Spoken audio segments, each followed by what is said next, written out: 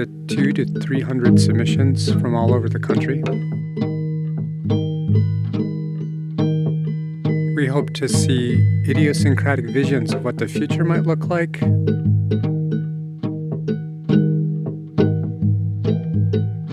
It was essentially just asking people, how are you imagining the future?